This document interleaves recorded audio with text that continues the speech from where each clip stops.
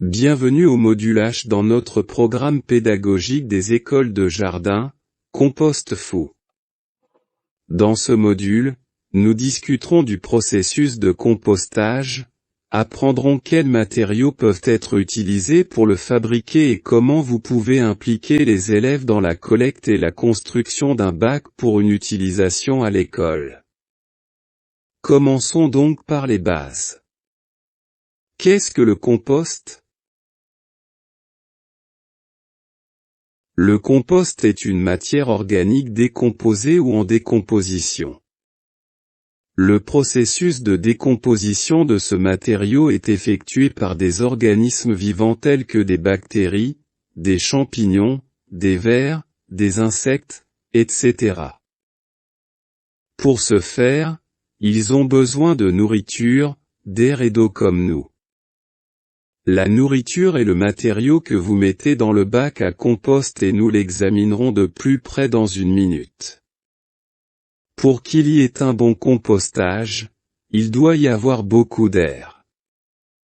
Un bon mélange de matériaux fournira beaucoup de poches d'air, mais retournez régulièrement vos matériaux de compostage, avec une fourchette ou une bêche, est également efficace. La chaleur est importante, car un environnement plus chaud décomposera tout plus rapidement. L'eau est également un élément clé, mais comme pour tout dans le jardin, il est important que ce soit la bonne quantité.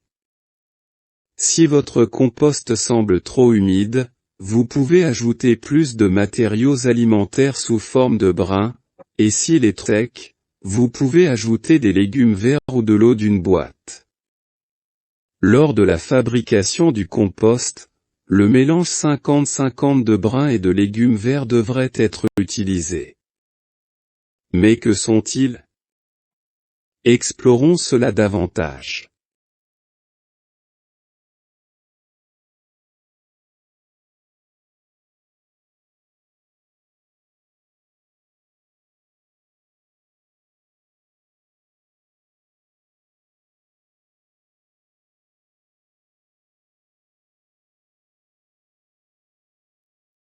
Les légumes verts ou les matériaux riches en azote qui activent le processus de compostage mais peuvent se décomposer et devenir malodorants par eux-mêmes.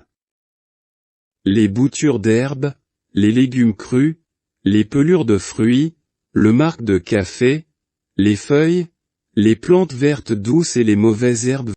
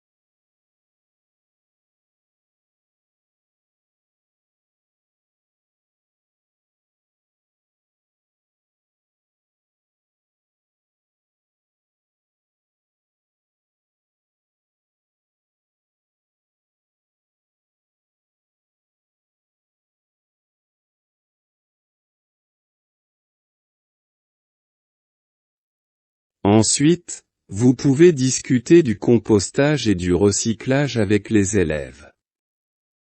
Certaines choses comme les canettes, les bouteilles et le plastique qui peuvent être mis dans un bac de recyclage ne peuvent pas être mis dans notre compost scolaire. Les choses moins évidentes telles que la viande, le poisson et les aliments cuits ne devraient pas non plus car ils peuvent attirer des invités indésirables comme la vermine. Jouez à des jeux avec des cartes illustrées et demandez aux élèves de décider s'ils sont bruns, verts, recyclables mais non compostables ou déchets généraux aide les enfants à comprendre le compostage qui aura lieu à l'école.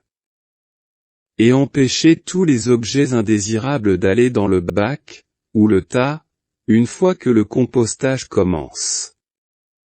Peut-être que le fait d'avoir des caddies de table dans chaque classe pour la collecte des restes de collation, comme des fruits, serait un moyen d'ajouter plus de légumes verts dans votre compost scolaire et d'encourager toute l'école à s'y intéresser.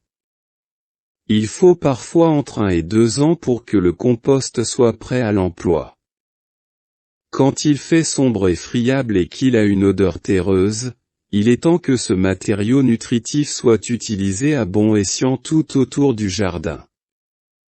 Il peut être répandu comme un paillis autour du fond des plantes existantes creusées dans le sol où vous prévoyez de planter ou combiner avec de la terre pour utiliser un mélange de mise en pot pour vous faire pousser des graines.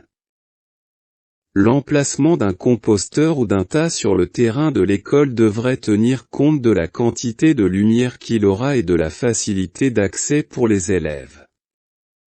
Il existe de nombreux types de bacs et ceux-ci peuvent être recherchés en ligne.